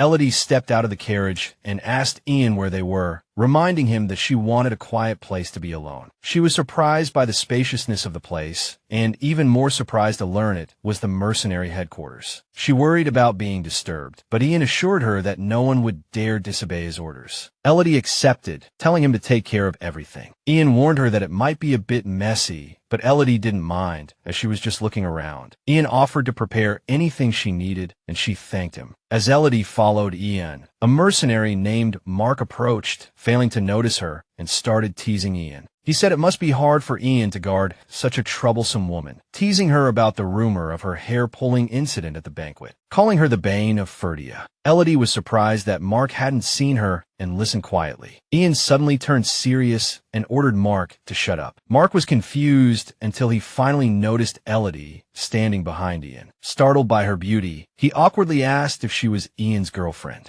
Elodie smiled, greeting him sarcastically and proudly proclaiming herself the bane of Ferdia, leaving Mark utterly embarrassed.